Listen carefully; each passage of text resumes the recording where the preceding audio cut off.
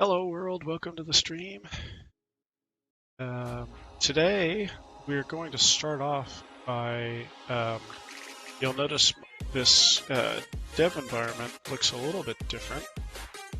I have recently been trying out Visual Studio Code for my C development, and I've been really enjoying it. It's got some good features that allow you to build right from within the environment, and most importantly, it's got it latches into debuggers on whichever platform you might be working on. So I'm running it right now on Windows, but I also do development on my Mac, and the dev environment itself is written it's written in JavaScript, actually, running within the Electron kind of framework that wraps the Chrome browser. And it allows you to build desktop applications that are written in JavaScript, and this is one such example. Now, some of those are less performant than others, but I haven't had any performance problems yet, so we'll give it a whirl. The first thing I want to do is set up to debug and build on this machine. I've already set up my Mac, but I need to set up the Windows stuff real quickly. It doesn't take very long, so I'm just going to kick off let's see, can't find the error specifier. So it doesn't have a build file yet, so I'm going to go up to debug and say, let's see, start debugging.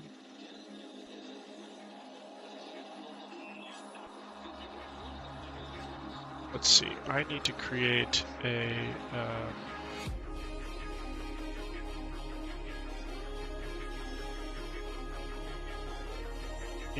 task, so we'll open up the command palette. So Command-Shift-P? Okay. Task. I need to configure task runner, and then I want to set up, they have some built-in ones here, but I'm going to set up one that's other. And so the command that I want to execute when I do this, I've got a script called build that should, and I don't want any args.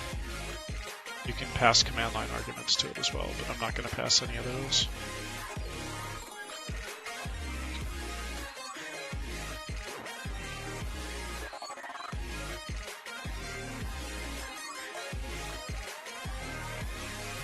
So tasks, let's see. And theoretically I should hit Control-Shift-B and it should build.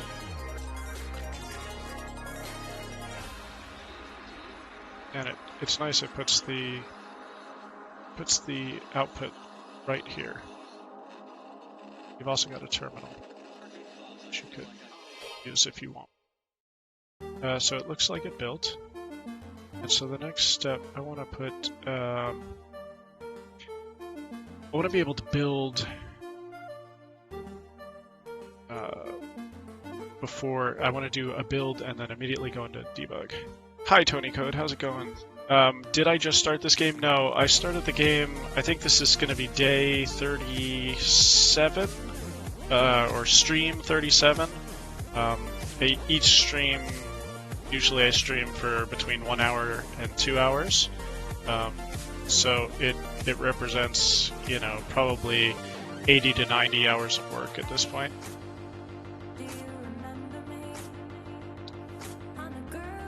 So it's not started, but it is not yet finished. In fact, let me just show folks where I'm at. Dev. Let's just run it real quick. So this is the initial launch screen. And you can say, now this is a traditional roguelike, so it's supposed to be ASCII, so we built a version that will allow you to toggle ASCII or an ASCII version of that image. And so we'll start a new game. And we've started off in our room. Oh, we've started off right on top of a sword, so we can get that. Picked up the sword. So the part of the game we're working on right now is the inventory and equipment system. So I've picked up the sword, and last stream we were building out our inventory screen. So it shows that we have it in our inventory, but there's not a way to equip it yet. Hey, Gun Games. Streaming while you're at work, huh? You can't, yeah, I wish I could watch Twitch at work as well. But, I don't know, I'm hoping to pick up the streaming schedule a bit in the coming weeks, so if you can't catch me right now, then I'll be on several times this week. Alright, so we can pick stuff up, we just can't use it yet. So we're left kind of fighting with our bare hands. And so we've got our map up here that we will uncover as the player explores the dungeon. And then we have down here our information panel. So we've got current hit points. You can see this bar is going down as the player takes damage. And then attack and defense stats right now. And then in the parentheses, these are modifiers. So once we equip the weapon, this modifier would be affected, I think. I'm not sure how we're going to apply those modifiers yet, but basically attack 5, defense 2, and then we can see we've got a shield over here. Let's see if we can get to that.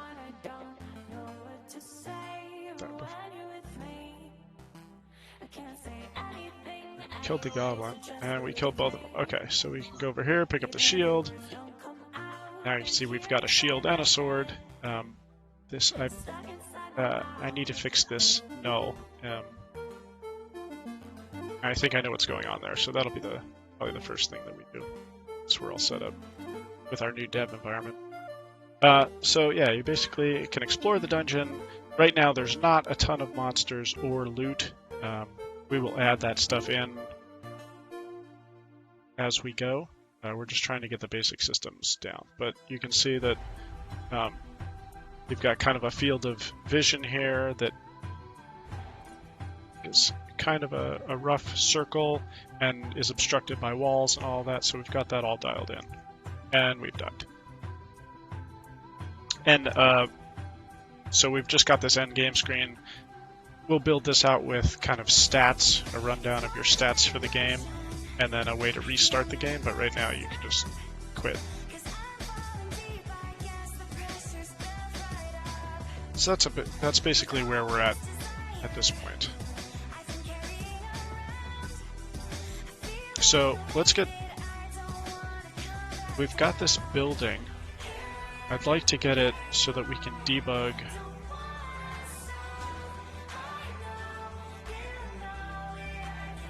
Let's go up to debug and say open configurations. Okay, so we've got a configuration here. We're going to set this to the name of our executable, which is Dark Caverns. And the working directory is going to be our workspace root.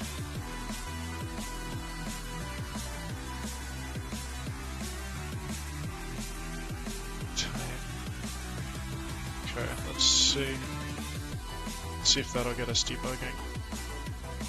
Okay, so it launched it, and then theoretically, if we set a breakpoint, okay, so it hit our breakpoint, so it's attached to the debugger.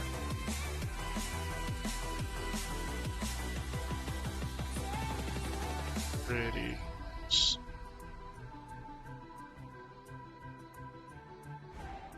The last bit that I wanted to do is just to have it build before it starts running it in the debugger. I think.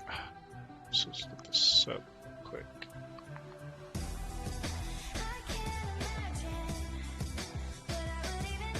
We need a pre-launch task. That's what we do. So in our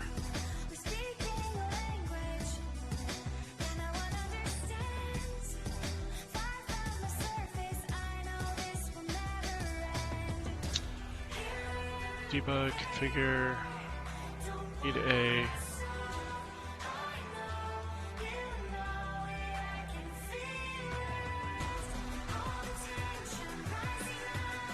and we name it the command that we use to build. So in our case, it's just build.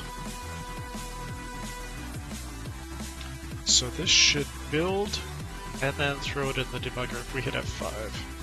So it's building and then, okay, so that looks like we're ready to go.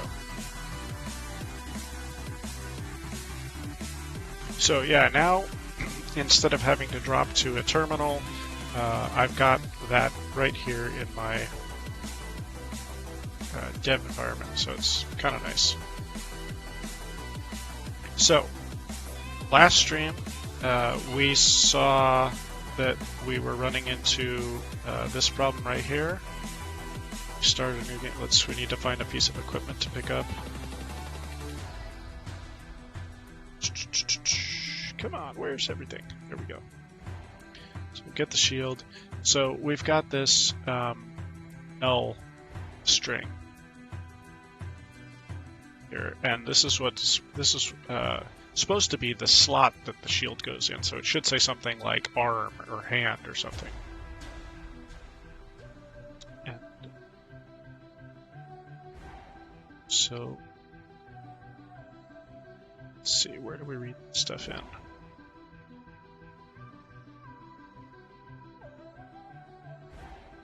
I think there's a problem right here in where we're building up the equipment component.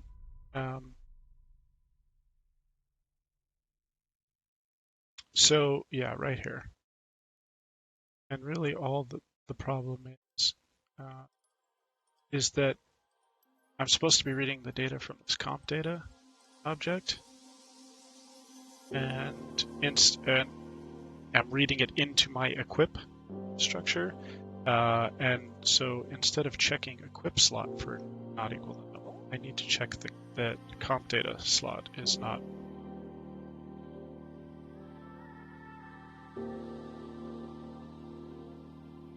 Oh, sorry, check this equip data, because we cast that to an equip. So it's this. Okay. Run. There's some equipment, so sword. Get it? Okay, so now it's sword hand.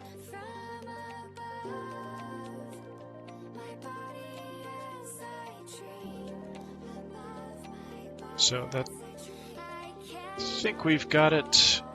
That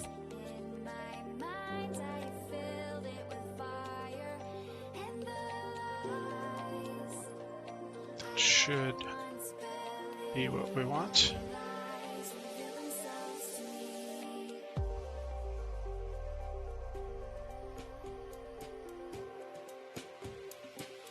So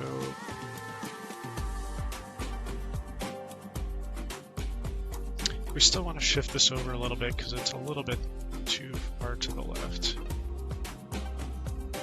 So let's go ahead and do that. And so we also want to do some justification so that things are kind of lined up as columns once we have equipment lists.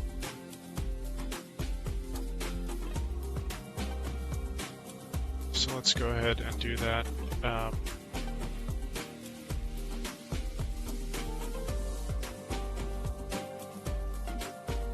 And we do this, we've got a screen in game where we render not only the map and the main game screen, but also the equipment overlay. So that's in, so we've got the message log view, these are all right here, and then the stats view. And then we're showing our inventory overlay. So we should have a render inventory. Here it is.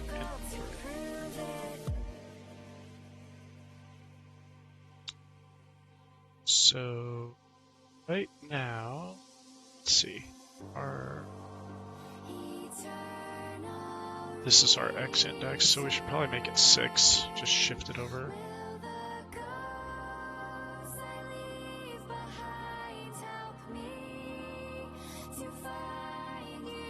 But really what we want to do is each line we're creating a formatted string with all this information, and what we want to do is have each bit of information kind of left justified.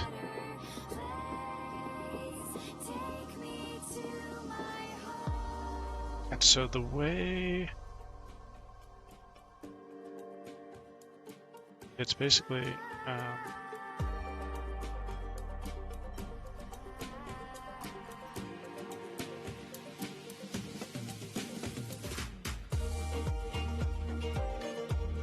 the way that we do that is we use the printf formatting, and so specify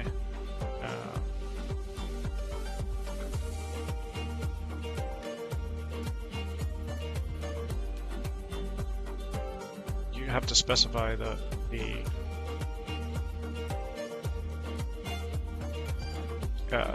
formats here. So like instead of just saying dump the string, I think it's point.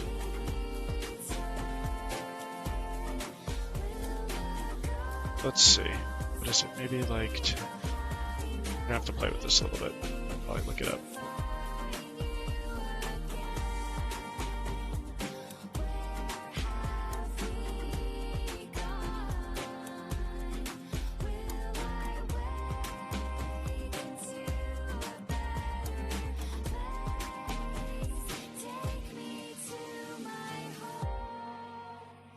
So this is now taking up 10, and I want to, right, now obviously I don't need 10 for just indicator.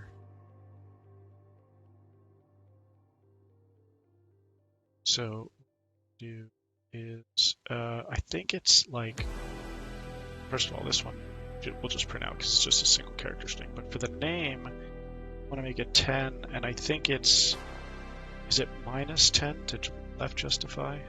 Give it a try. And then the slot should be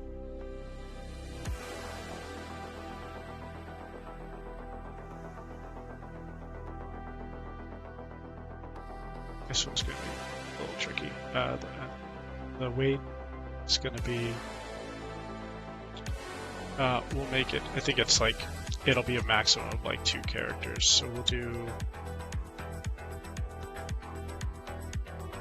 maybe we won't worry about that.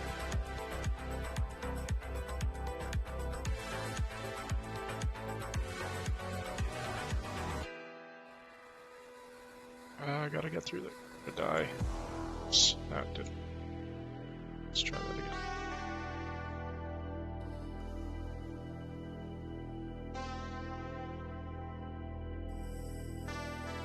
Okay, so now we've got the left justified name.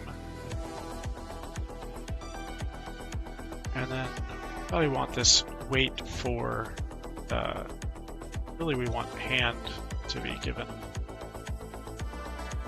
for the slot to take up a certain number. So the slot should maybe take up like 6 or 8.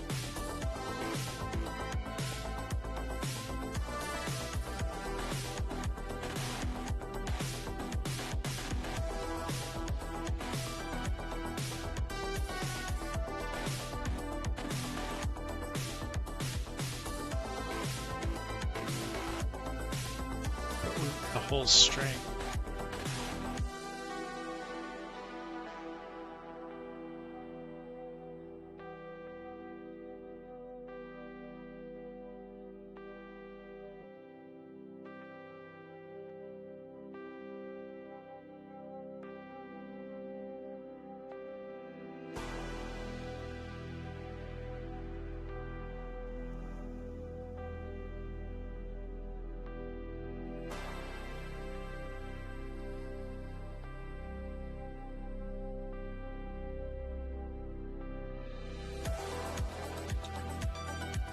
Yeah, so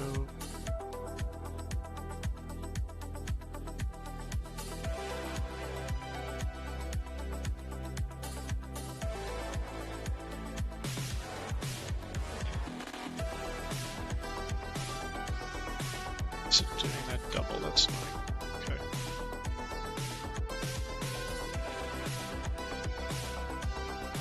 So what we need to do is write this string into another string, and then we have to justify this slot string. So what we can do here is replace this with like left justify, we'll do 8. Oops.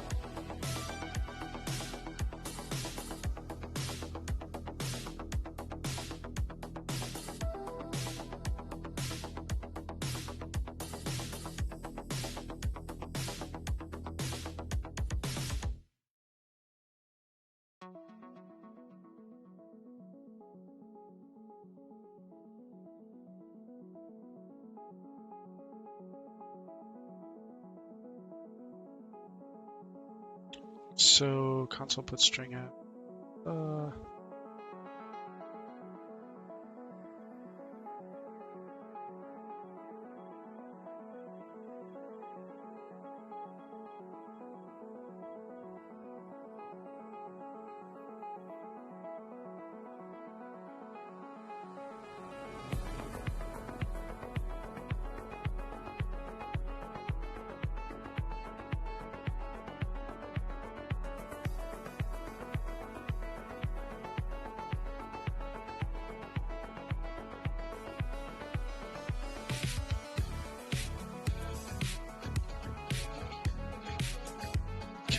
That looks good. So what we're going to have is we're going to have this first mark is going to say whether something is equipped or not. I think we might do that with text color as well, some kind of indicator. This is the name of our item. This is a slot, what slot it occupies, and then its carry weight. Should we have column headers?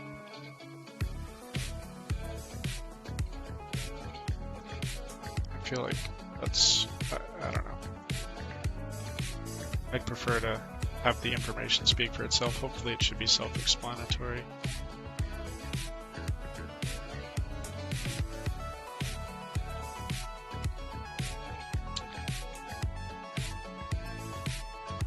Okay, so that's rendering properly now. We've got that. The next thing that we need to do is we need to be able to, hey Sharkoon, yes, it's all in C.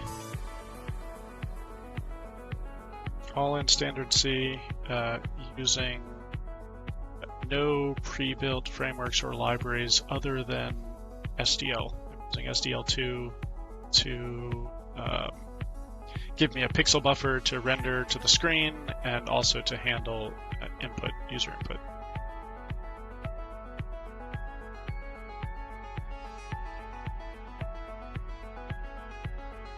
Right, the next thing I'd like to do is handle input on this inventory screen. Is this for fun? Yes, it is. It's for fun. I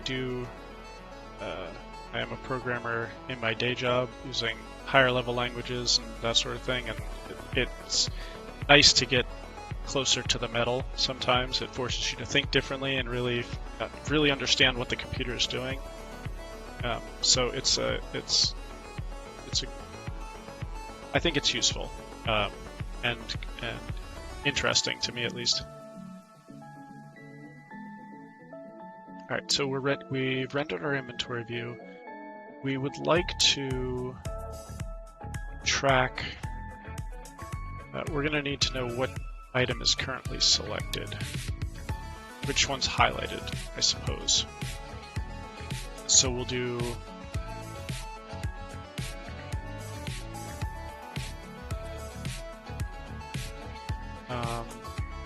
I guess we'll just have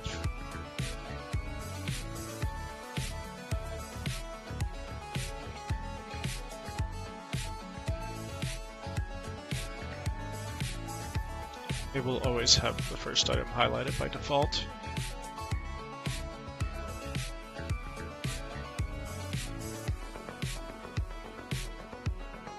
Yes, I am a developer as my main job, but during my day job I write Objective-C and Swift because I do iOS development.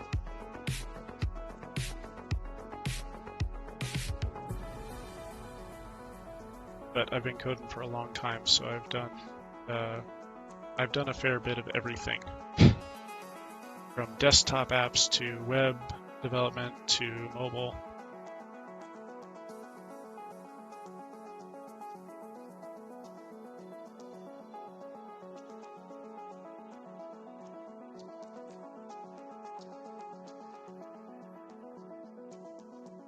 So for when we're rendering our list of items, we want to highlight the currently want to give the indication of a cursor by highlighting which one row at a time, and then hitting the up and the down arrows will change the highlight.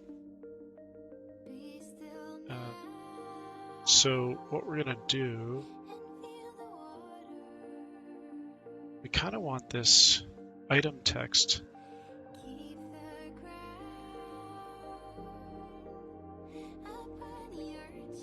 to be, okay, so let's see how this looks.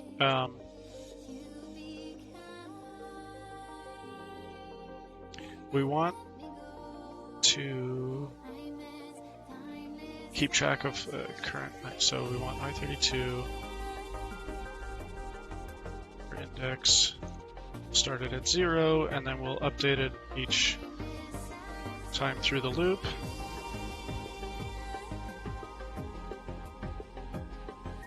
And so then what we're going to do is in this console put string, we'll do if cur index is our highlighted. You're not getting autocomplete to figure that out.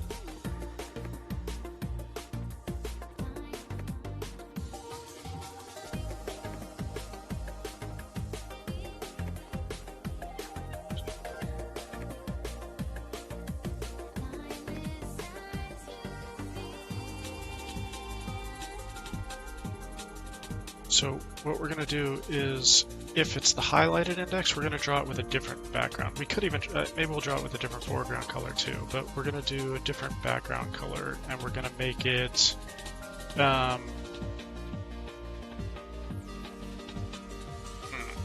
don't even know what color is going to look good. We're going to have to play with it.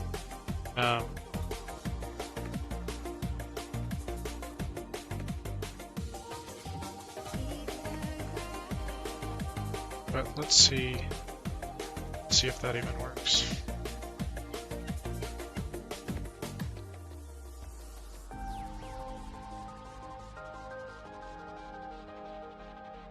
Oh, come on, get out of my way, kobolds. There we go. Okay, so we're getting the highlight on that first row. Obviously, black is kind of not the best highlight. I think we'll probably have some sort of semi-transparent, like brown or beige, but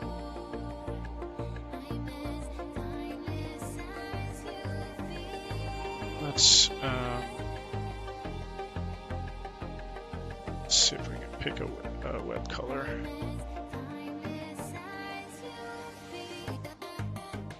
Just gonna grab quick.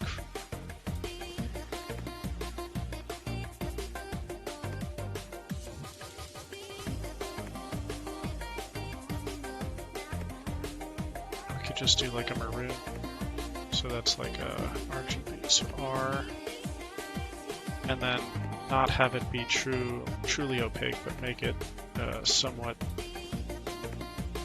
alpha blended.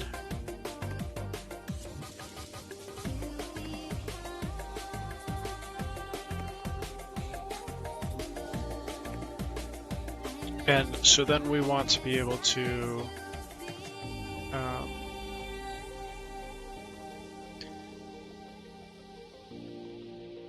how long do you think you would need to replace the graphics with sprites? So I actually have plans for that kind of once we're done. And the way that I've built the rendering engine, we are not actually drawing fonts to the screen. We are copying bitmap fonts. So essentially we've got this, let's see if I can, I don't know, I'd show it to you right now, but essentially we've got this font atlas that's a bitmap, and it's got all the characters that we need to render. And so the rendering algorithm says, well, if I have to render the character A, I'm going to look in that image file, grab the pixels for the A at that, and then copy them over here to this particular thing on the screen. So going from a bitmap that contains characters, images of characters, to one that contains images of goblins or swords or whatever, is not going to be a big ordeal. So it should be fairly easy, and that's kind of why I built the renderer that way. And we will get there eventually. I do have that planned. But I mean, you can see we're already right here. We're already rendering graphics to the screen. So I mean, this is, and then I built something to Askify it.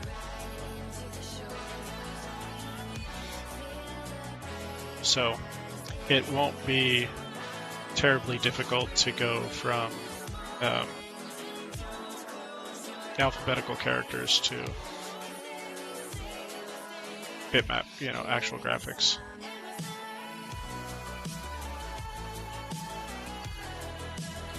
Okay, that highlight looks a little bit better. Pretty good with that. We might let's change the foreground color for the highlighted as well. And we'll make it white. So this is our highlighted. Just make it brighter.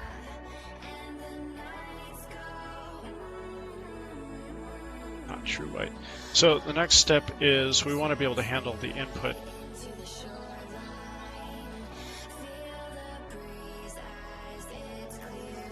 So when the player hits the up and down arrow, we want them to change the highlighted row when the inventory is showing. Now the trick is that this handle event already handles the up and down keys for the map. So we need to make sure that we are sending the input to the proper screen, which is why we get this active screen parameter that we, up to this point, haven't been using in this routine. But now we have a need to use it. So when we show the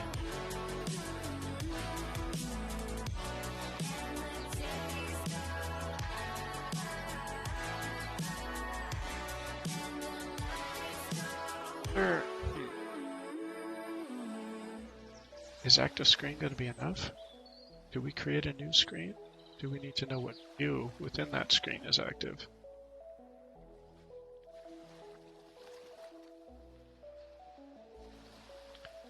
Show inventory.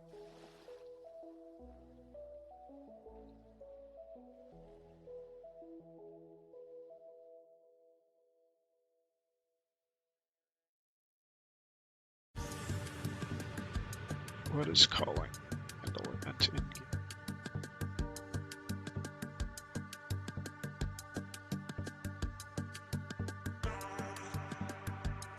in UI get active screen? It's useful. So set active screen, we need to figure out where we're calling.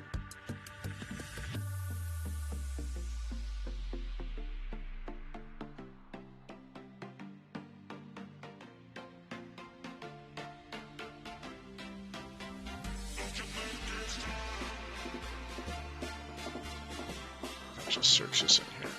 Find it in all. Find this in my workspace. I'm still learning the ins and outs of VS Code. So bear with me. Find in files, I guess.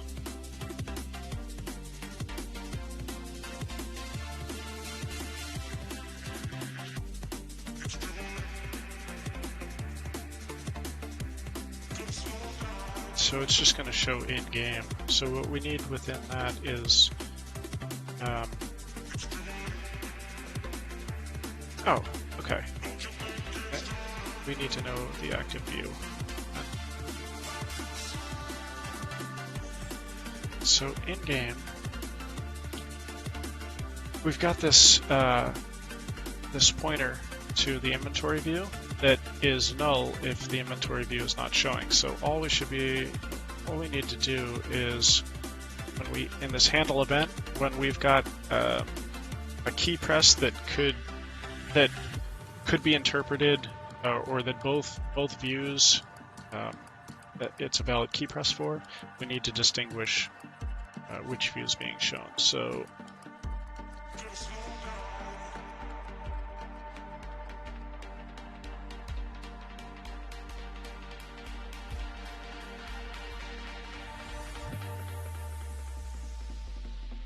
if the inventory is not null, inventory view is not null, then we need to send that.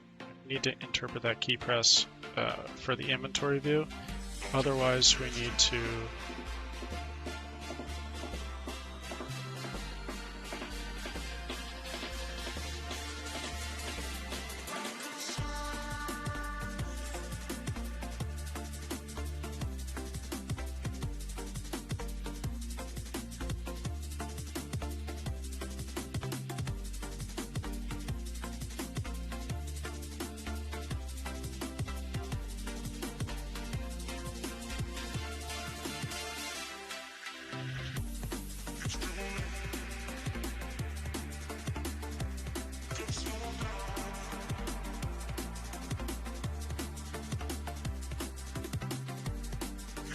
And so at up, we'll just be change our highlighted index, subtract 1 from it, and then we want to check if our highlighted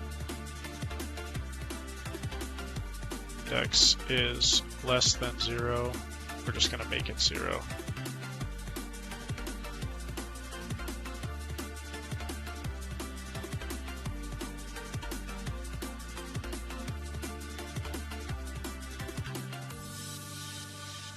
And we're going to do the same thing for the down arrow key.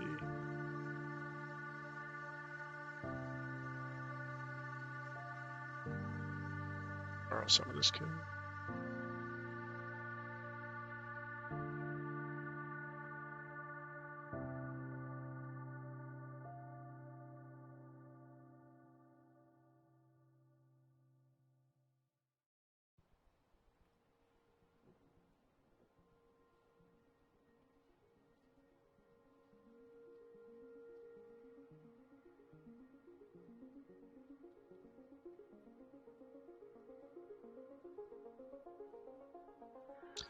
In this case, it'll just be a plus. And so if the highlighted index is greater than, what is it, our number of the carried items, which is in what?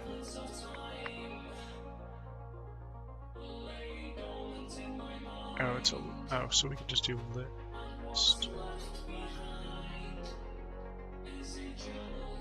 Is it list size? List size, okay. And it's carried items.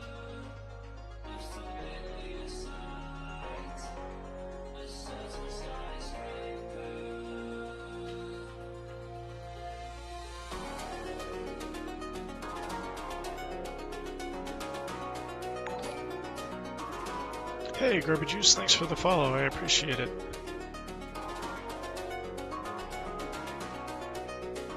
I appreciate all follows. Zorfus, I assume you're using structs? Yes, I am. Yes, I am. All over the place. Alright, so if the highlight index is greater than the list size,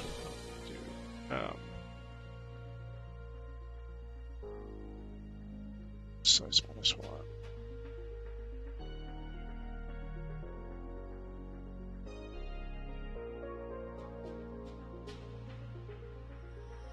No, just greater than the size.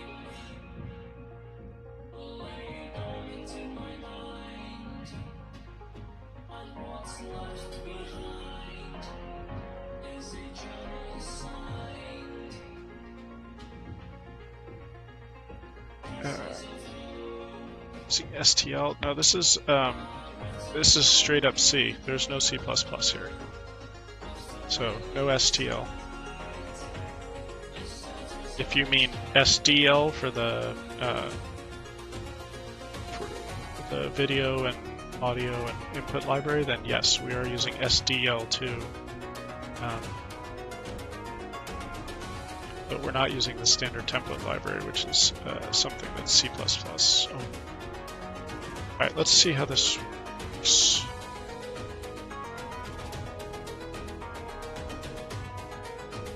Need to find some equipment to pick up. So, there's another one. Good, so we'll get the sword and the shield, and then inventory. Oh, good. Okay, now it's letting me scroll off the bottom, so we're off. We have an off by 1 right there, probably, but that will. The highlight seems to be working. We forgot. Wait, we changed the foreground color. That looks like the same. Didn't we?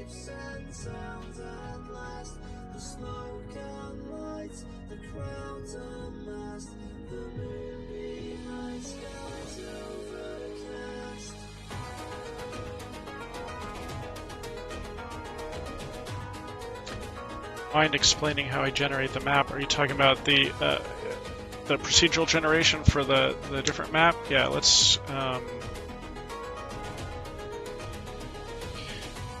Where is that? It's been a while since I wrote that, so gonna have to forgive me for being rusty on that.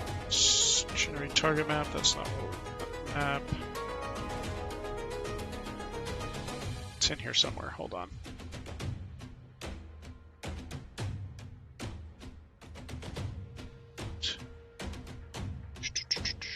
Level init. Okay, so here we go.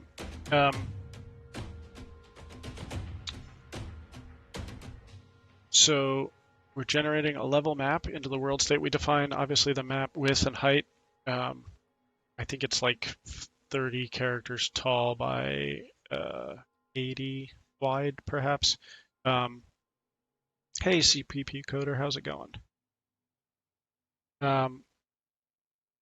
So we've got a dungeon level object that basically is the struct that handles all of the data for a particular level. And where is our actual generate? Oh, right here, map generate. I skipped right over it. Okay. So basically what we do, high level, is we generate randomly shaped rooms within given parameters. So here we're generating a random width and height for a room. Rooms can be between 5 and 22 cells wide and tall, I guess. That's what it looks like. And then what we do is we kind of we generate a random size for a room, and then we try and fit it in somewhere in the map. So for the first rooms, we'll be able to place those pretty much anywhere in the map, unless the random point that we pick for the top left corner is too close to the edge. So basically, what we're doing is we're iterating through the number of rooms. I forget how many rooms we say there are per level. There's a constant that defines that, I believe. Oh, so the exit condition here is more than a desired percentage of cells in use. So it's not constrained to the number of rooms. We will place rooms into our map until we get a desired number of cells of the overall map being used. So we generate one room at a time. We try and find some place in the map where it's not going to overlap another room that's already been placed, or run off the edge of the map. And then once we hit that desired kind of percentage of space filled, we do our hallway generation. And so we need to make sure that all the rooms are reachable, otherwise it's not a very good map. And so there's basically for each room we pick like a random point on a wall, and we try and run like a horizontal and a vertical line to a random point in another room that's nearby. And the details, the exact details kind of escape me because, like I said, I wrote it a while ago. But if you are interested in going through the actual code line by line, all of it's available in the repo. So if you want to follow along at home, there's a link to the repo right above my head, and you can grab the latest code base and build it. It builds on Windows and on Unix,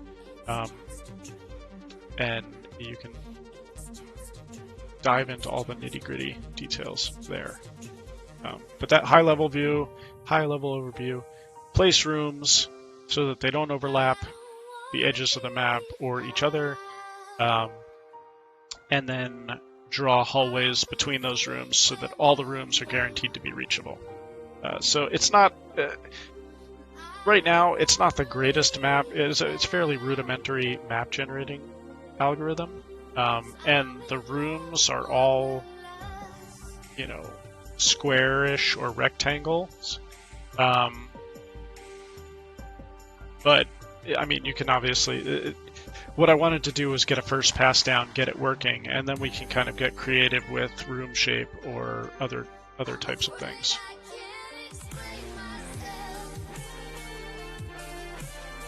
Alright, so we've got our highlighting working, although the font color was not console. Just make sure I've got the right. Foreground color should be that first. Background color. So did I not save it or something where I rebuilt?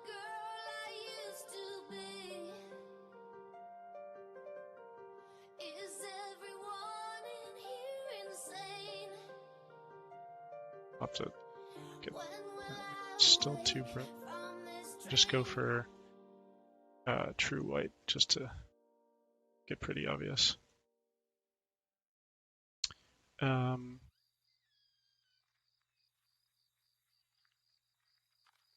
Alright, so the next thing is going to be we got our highlighting working, but we want to be able to equip and unequip equipment. So I wrote some notes. I forget what key I wanted to use for that. So basically arrows move up and down the list, and then I said space or E are going to equip, you toggle equipping and unequipping a particular item. So, and then D would drop the item.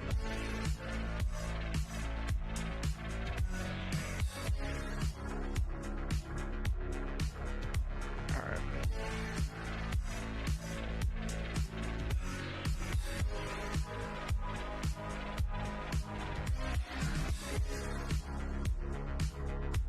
Let's go back to our handle event routine, and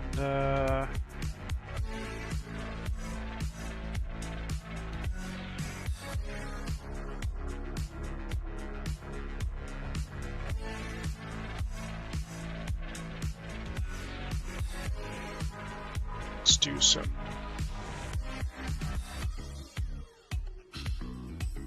maybe the space bar.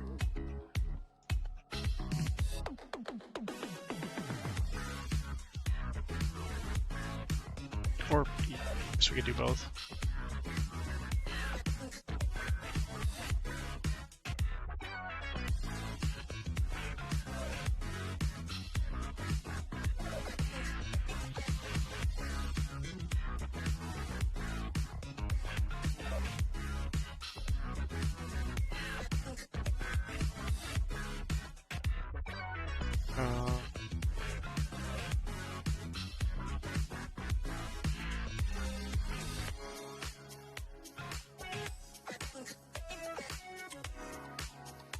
I want to make sure that we're showing the inventory view.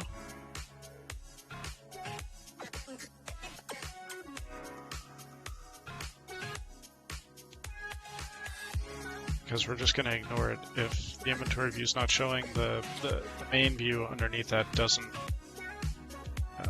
it doesn't currently handle the E key press. That may change in the future, but right now just ignore it. So see, we've got our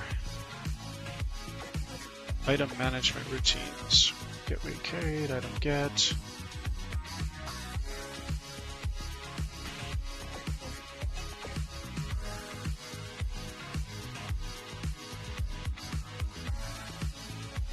Do we want like an item toggle equip?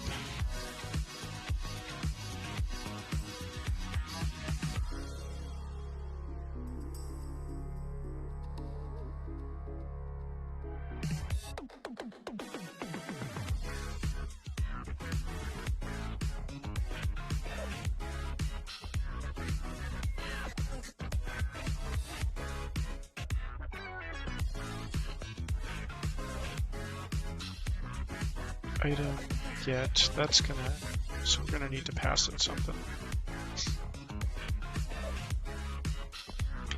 We probably want to pass it the game object.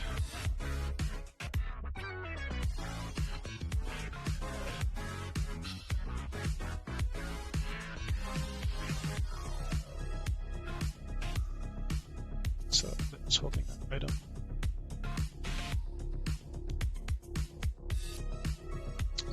And so if the item is currently equipped, we will unequip it. And if it's not currently equipped, we will check the slot and see if it can be equipped, and we'll equip it if possible. Nobody seems worth it, while the feeling sophisticated, but view is so restrained. The past is nearing closer and closer, I fear. So let's just cut the bullshit and tell me who's independent. Toggle, equip, and then we're going to need to figure out what to pass it. So we want the currently highlighted item.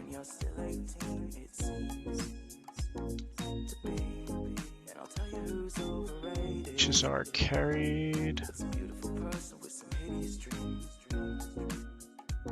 Where is it? There it is. Oh, jeez. Okay. Our carried items.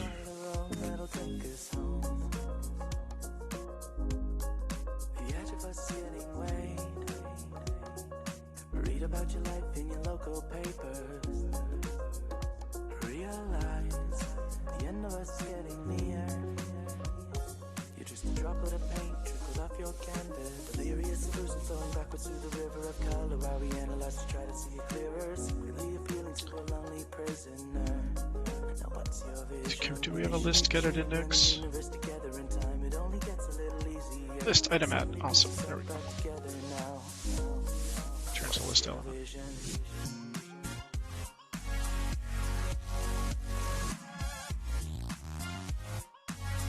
Carried items, and then we want our index. We want the highlighted index. It's associated with our highlighted index.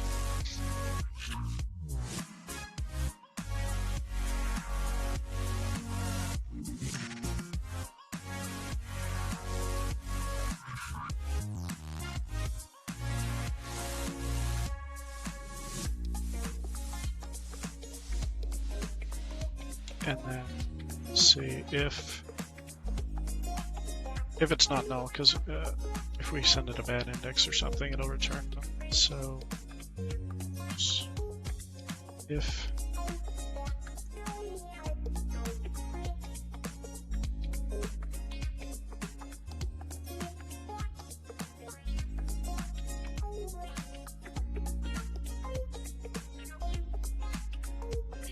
we will send it LE data, which is a pointer to the game object in that slot.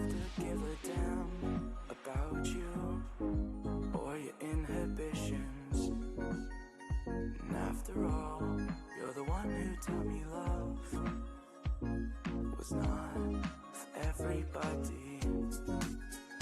However, I'm starting to see this world in the right light, yet it still gets darker.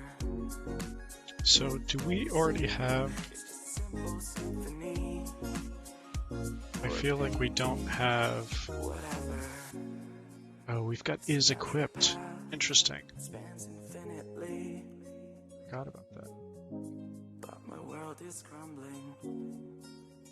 So, carried items that are equipped. Okay, so we don't need a separate... I was thinking if we needed a separate list for equipped items, but we do not. It's good. Waiting for pain to interfere. I think I already knew that because I used it up here to render different characters to indicate whether something's equipped or not.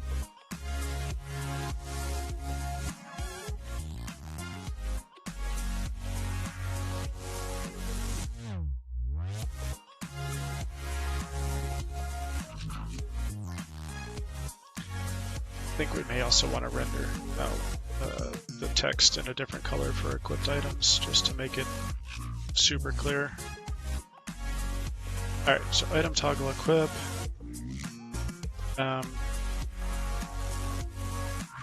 Let's just write some pseudo code here. So what we want to do is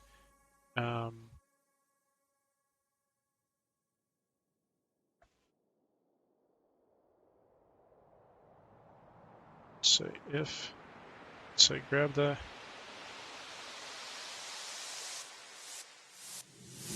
for this.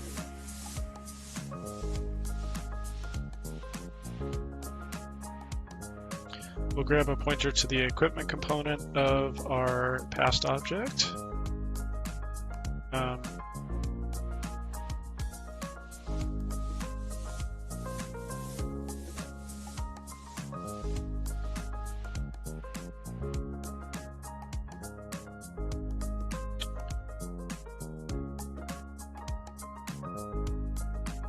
I really want my autocomplete. We need to figure out how to get that enabled in this.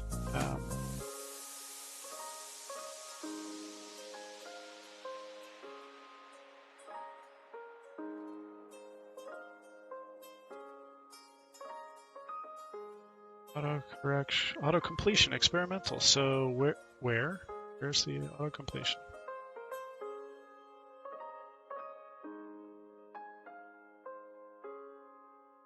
Default, which would be on.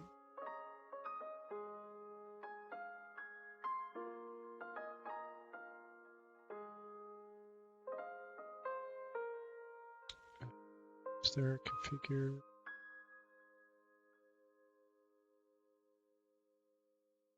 Settings.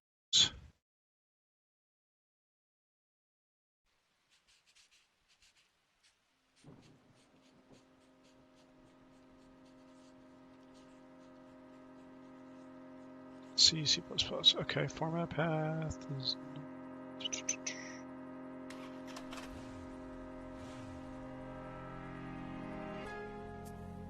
Autocomplete default. So that seems like it's on.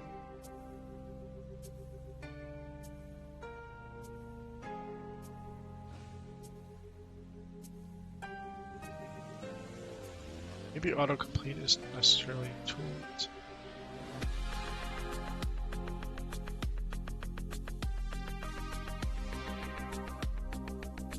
Is it something I need to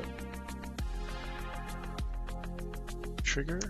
Oh, it is. That's... If there's a setting to get that thing to pop up, I don't know.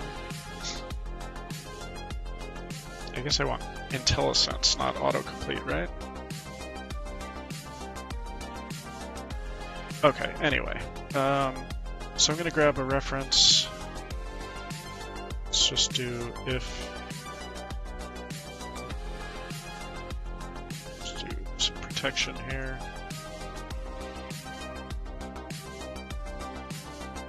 If we're past crap, we're not going to do anything. We're just going to bail. Otherwise, we'll grab a reference to the equipment component. And then if we have a valid equipment component,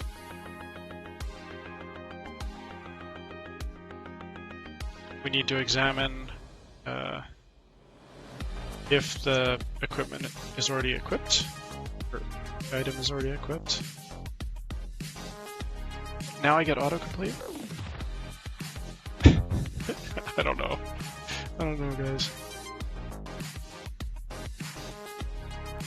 Okay. So if it already is equipped, we're going to de-equip it. So we'll say I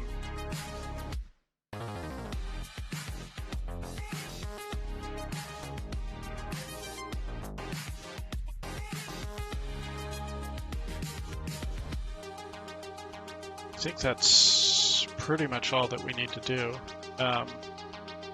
So check to see if this will be equipped in the desired slot. So now we've got a bit of a decision to make. So do we want to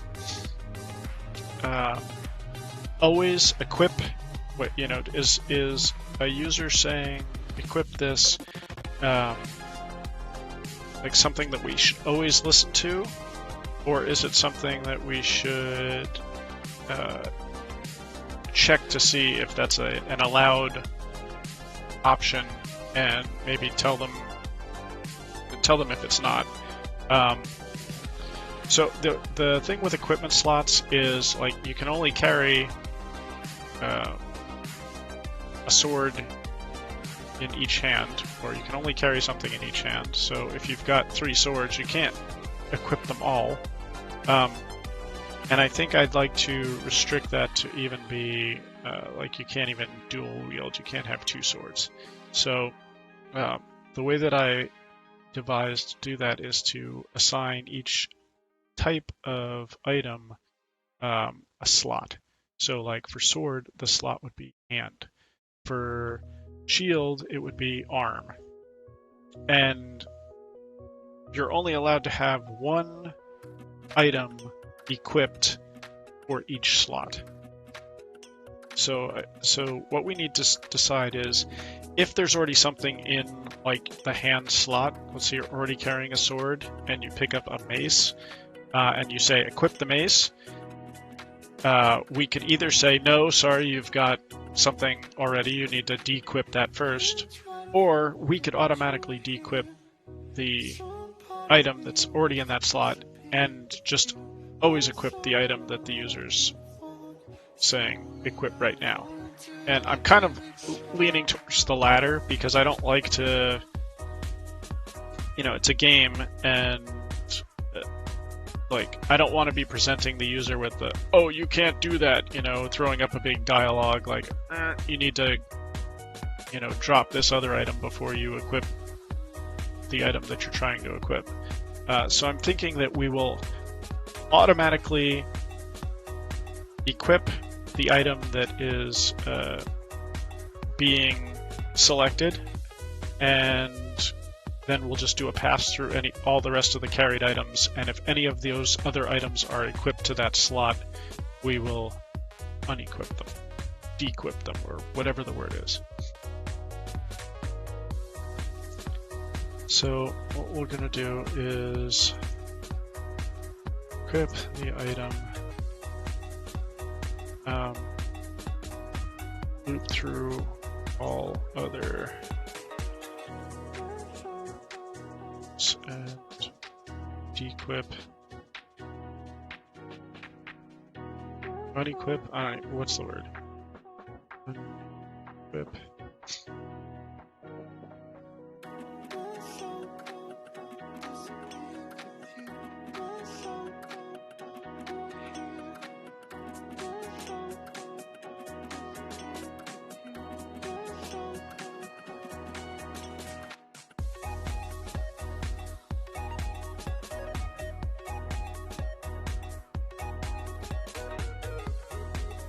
I think that makes sense.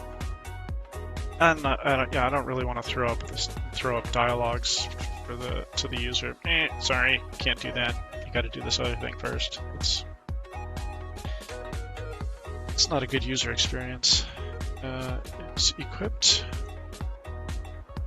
So I guess what we can then do, since we're always going to do a toggle, so we can just always say is equipped equals not EQ.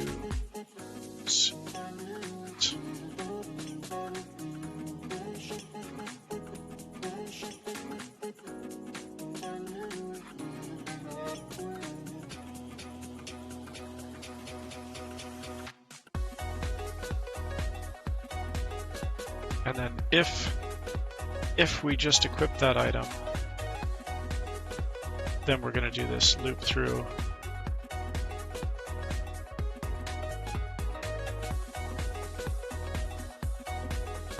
Right.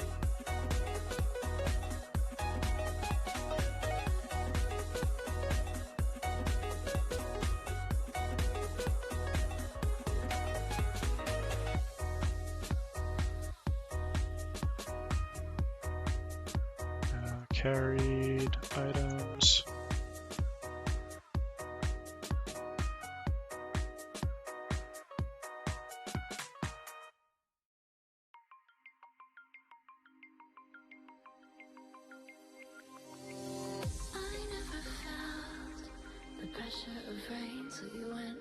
Loop through all of the items in our list. How's everyone doing out there today on this Saturday? Anybody doing Let 'em Dare? I am not. I don't, especially in straight up C, I don't see how you would do that in 48 hours. I'm just not that fast and I need my sleep, so. But I enjoy watching other people try and do it. Let's see. So what we're going to do is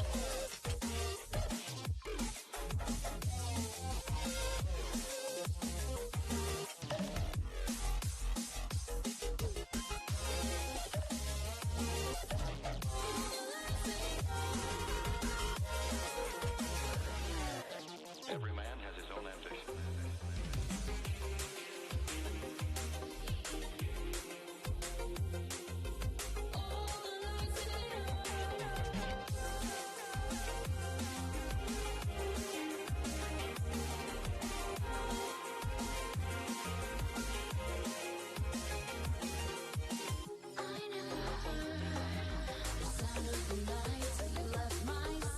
just testing out the auto. Let's see. So it pops up sometimes, and then other times it doesn't. It's kind of weird.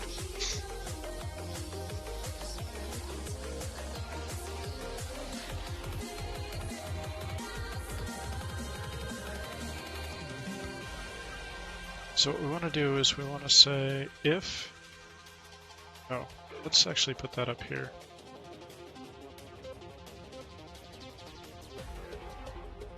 If LE data is not equal to item. So we don't want to... We want to check items other than the item we just equipped.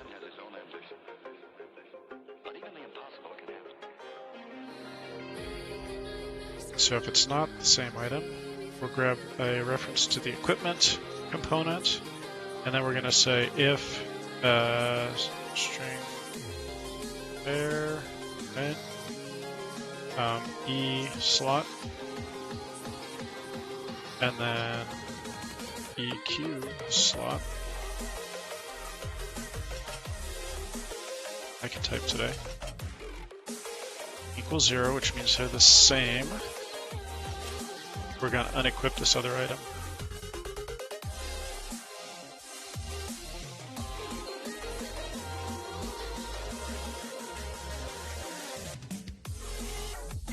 I think that's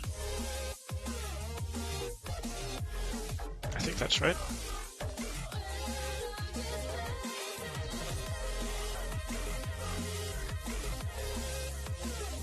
That was a control shift build. Okay, here's to built. Let's run it and see what we get. So we want to find multiple pieces of same equipment. Oh, perfect. We got a shield. We got another shield. So shield is right now set to hand. I think I'll change it to arm, but so we're gonna hit E to equip this one. Okay, so that's equipped. We can see that the indicator changed. And so let's just dequip it real quick. So that's dequipped and then equip. And so let's change this one. So when I hit the E, this should be unequipped and then it should get equipped. Yes, excellent. Sweet. And then if we go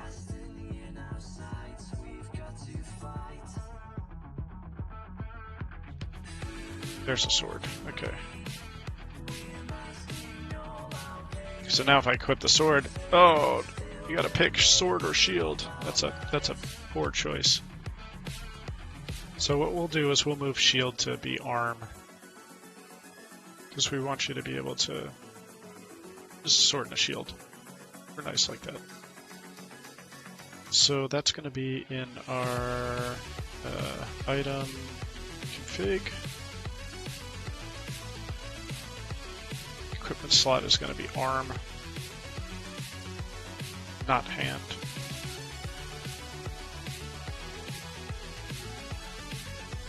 Good. So the last step in allowing our player to actually gain benefit from equipment is, we now have the concept that an item is equipped, but we're not getting any benefit from that yet. It doesn't factor into combat or anything. So let's do that.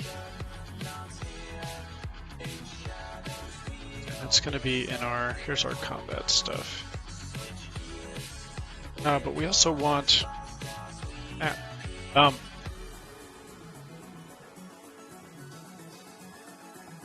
so it's going to have to affect attack and defense, or the attack model. Yeah, attack and defense. Let's just double check these items.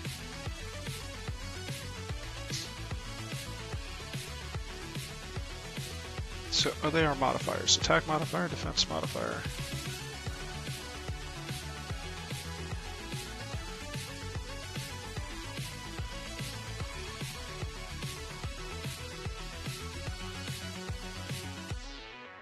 Okay. So we know it's part of the combat component for that item. So the question is, do we want to... I think we want to add those modifiers in. Hey, Brodov, how's it going today? I think we want to add those in when the item is equipped, because we also want to be able to show that in the stats, that corner in the stats view. So it's going to be part of the equipped routine. It's not going to be part of combat. Project is going well. We've gotten some useful work done today on our inventory screen and being able to equip objects. So now the inventory screen will respond to user input. and allow them to equip different items that they're carrying. And so right now we're building in the effects those items have when they're equipped. So if an item is equipped, let's just do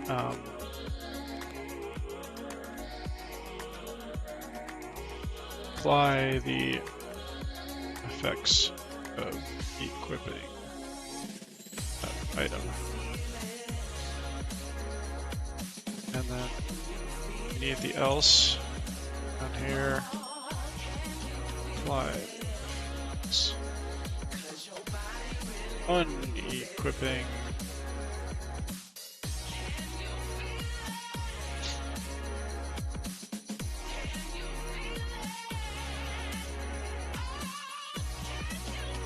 so what we want to do here is get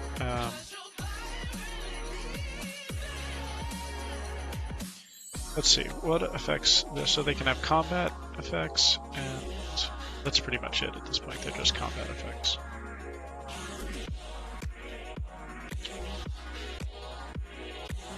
So we'll get a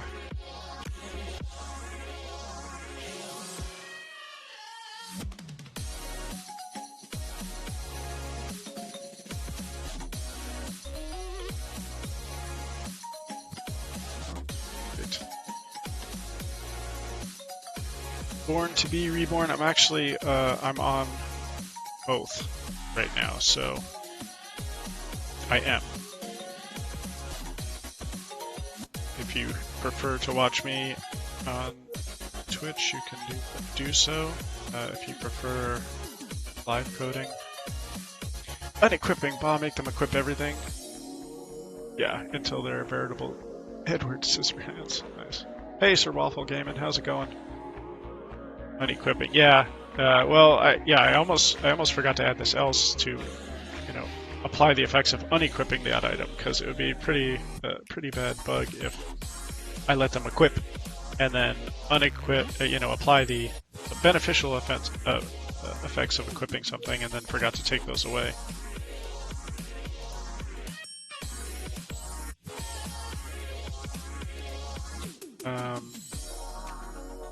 So we got get component.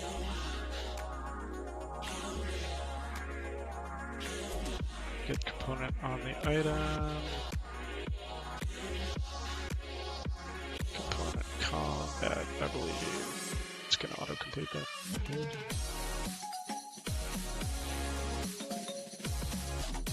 And so then the combat effects, it does to hit modifier, attack modifier, defense modifier, and dodge. Just copy these real quick, just so. Oh, you know what? Hold on. Whoa, split screen. Now we're getting fancy. Alright. So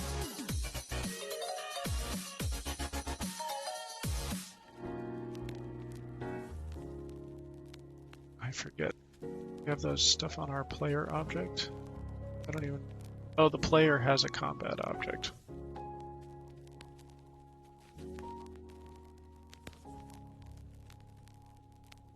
Need to get the player's combat object as well. That's what it is. All right.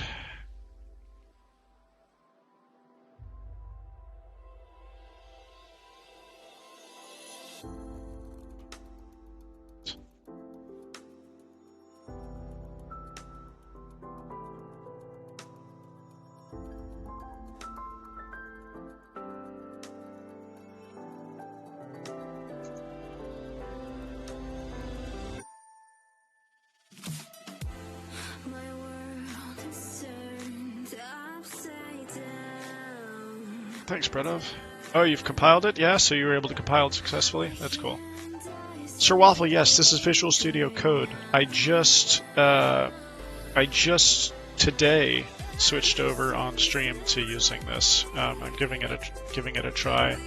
But so far I've had some good experience with it. It's really nice that I can do I think I can do this at this point without breaking anything. I can hit like F5, and it will run my build task, and then it will launch the app and run it in the debugger, which is the debugger is the key right here. So I was using Sublime Text because I need something. My criteria are that the DevTools need to run on Unix and Windows. Because I stream on Windows, but I do the bulk of my other dev on Unix.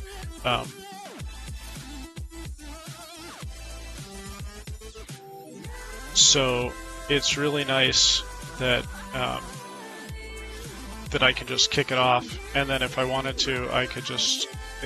You've got the debugger here, so I could drop in a breakpoint. It's right here. Hold on. I'm in the main loop right here. I could just drop it in, and I get my breakpoint right there. Is this ncurses? No, it is not. I'm using a rendering engine that I wrote that is based on SDL. Yeah, Bredov is correct. I'm using SDL2 to give me a frame buffer and a pixel buffer to render into, and also to get keyboard events from, and to do that in a multi-platform format. But so far, like I was saying, the VS Code has worked out pretty well for me. I like that it's all right here in the same window. Emacs in the command line right now. That's I've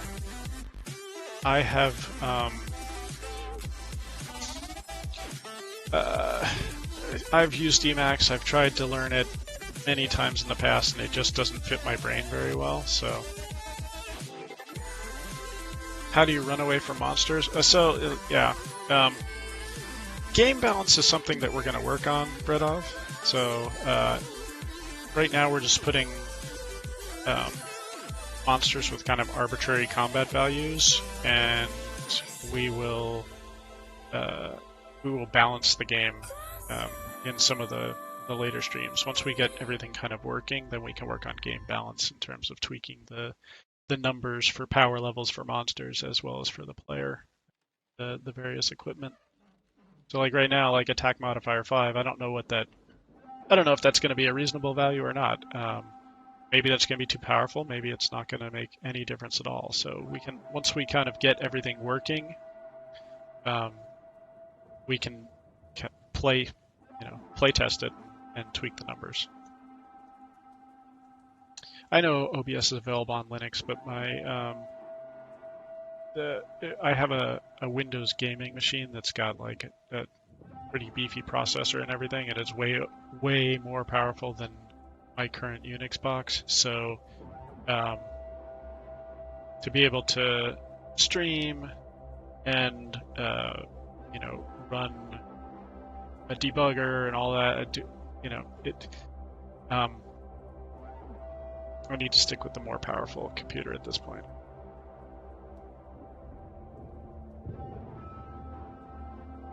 All right, so let's apply those combat effects. So we grab a reference to our player combat object.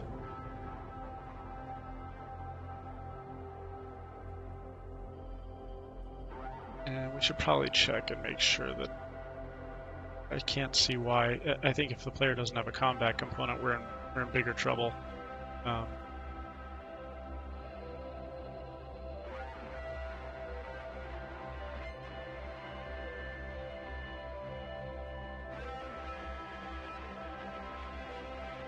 Let's just do, so player combat.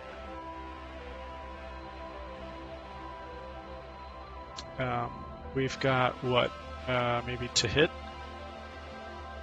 modifier plus equal our combat to hit.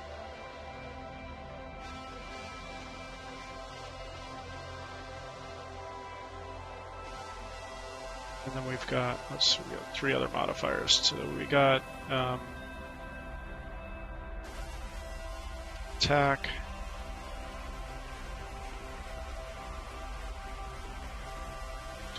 defense.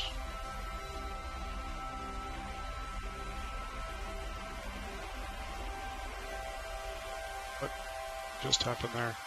Hey, Dwarf Vader, thanks for the follow. I appreciate it. Hope you're having a great day. Did I somehow highlight the entire stinking line?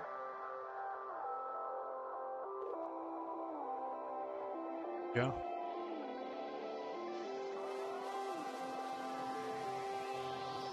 Ability to maximize the window would be nice. Yeah, so that's the other thing. While I'm developing the game, I've toggled it to be windowed mode. But once the game is ready to go, it's just a setting when you create the initial window to make it run full screen. But that does not play nicely with OBS and other windows, and so I'm running it in windowed mode while I develop it.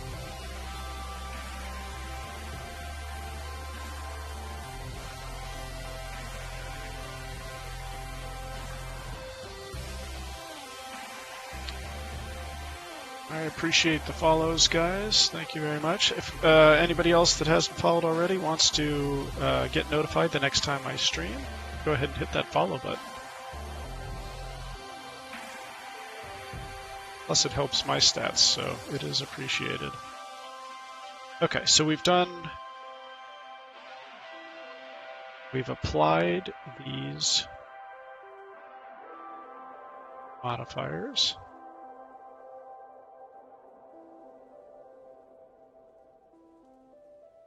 Could I see video of the gameplay on Steam or maybe on Reddit? The @ guy looks familiar. Yeah, so this is a traditional roguelike, and roguelikes of the ASCII variety, such as this, the @ symbol is the it's kind of the universally accepted character for representing the player.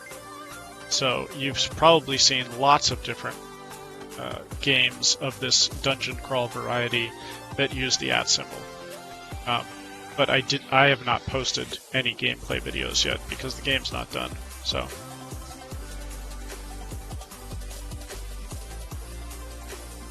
But the roguelike genre, especially in ASCII form, has existed for decades.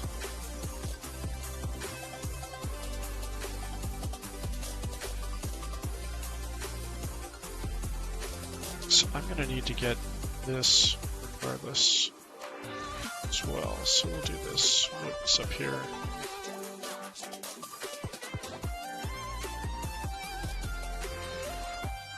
And then we'll apply the effects in reverse here.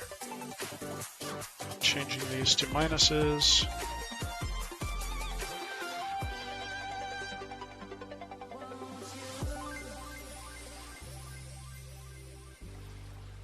And so now, Dwarf Fortress, yes, it's it's an ASCII. It's definitely got some roguelike components. Yeah, it's not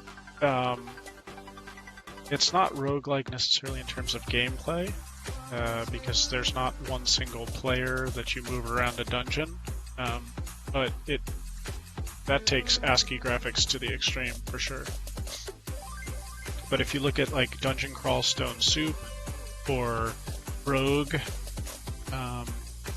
my personal favorite roguelike right now is Rogue.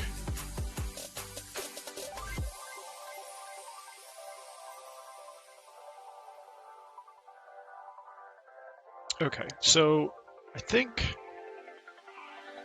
we might have something here. Let's run this and see what's what.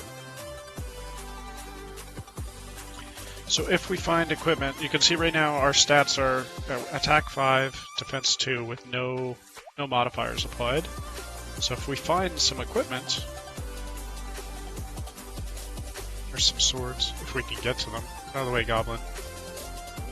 So we'll grab a sword, and then we will equip it, hitting E. And you can see down here, Our attack is still, our base attack is still 5, but now we have a +5 modifier on our attack. So we should be able to dispatch these kobolds pretty quickly. So we're doing like 7 damage now. So previously we were limited to 5. So we can do... Yeah, we're just slicing through these guys. So let's see if we can find a shield.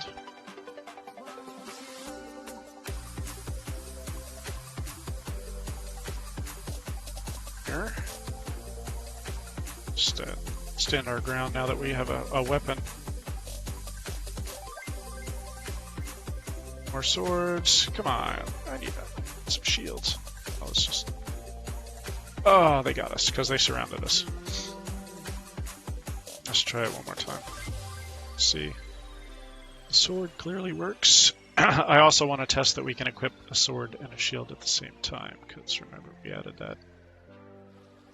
We changed the slot for our... Let's equip. Let's see if we can slice these guys down.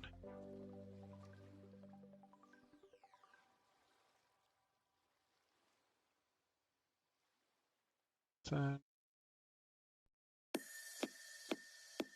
Nothing. Gotta make. There we go. So let's grab this. So we've got shield and sword, so there are different slots, so I should be able to equip both. And I can, and you can see that now my defense has gone up by 3. So now I'm like practically invulnerable. I can just clean up this dungeon.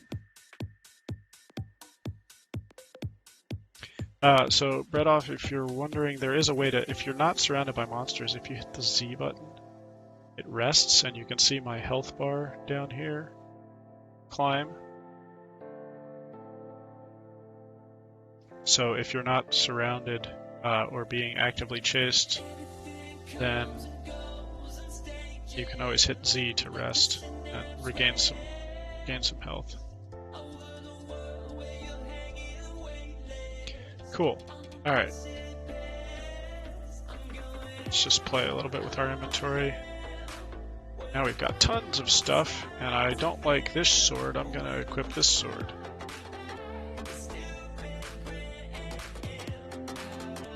That shield, that sword, that sword, that sword. Okay, so it looks like our inventory system's working pretty well right now. And I can't scroll beyond the bounds of the list either. And we've got our highlight working. So, pretty pleased with where we got to today. And I think I'm just about gonna call it a day.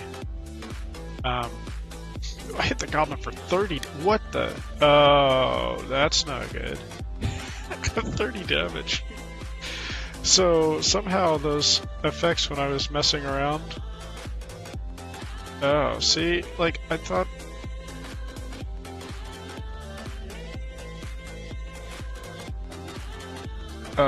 So the effect is not being applied, and now this guy is literally invulnerable. So let's build up a shield.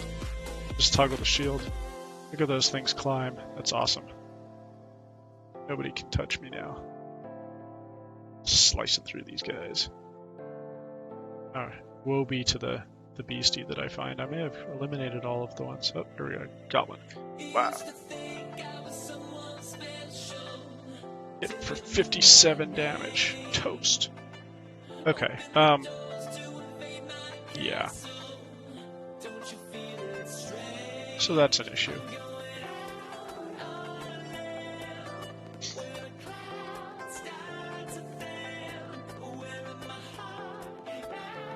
If is equipped. So this is okay, so this is in the wrong spot.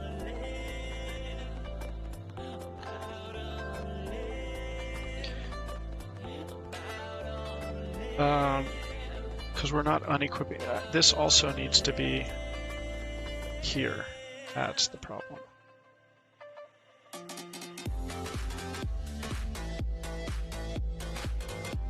Because when we unequip the item that we had already may have already equipped in that slot, we're not taking it away the effects of that. We were just toggling the bit.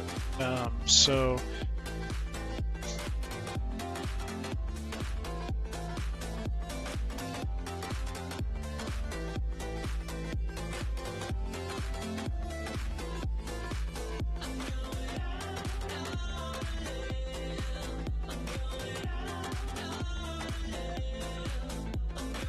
this will be once we get this wrapped up, we're gonna call it a day.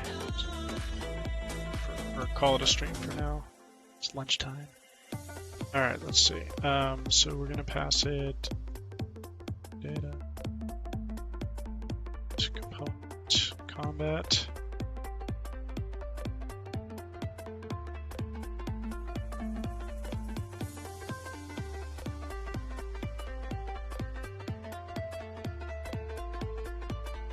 Okay, let's rebuild and find some equipment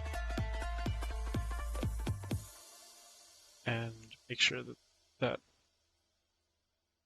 bug is addressed. So let's just make sure. So equip, we get the +3 to defense. Unequip, we lose the +3. So back down to 0. That's good. That's working. So the case that problem we were running into, let's grab a sword. Let's equip that sword so we don't die before we can test it.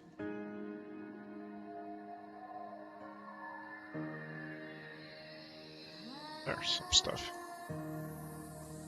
So we'll do grab that and grab that. And so now when we equip this shield, this should remain 3 because we're gaining 3 from the one we're equipping, but we're losing 3 from the other one. So now, yes, it's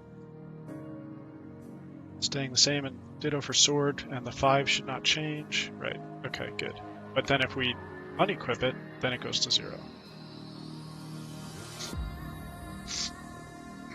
Excuse me. So that's the behavior we want. Excellent. I think we got some really useful work done today. What's up next? So our items in inventory is pretty much there.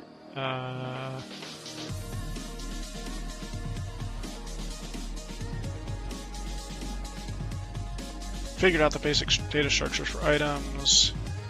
We've hard-coded an item or 2 and put them in the dungeon. We've built the data loader.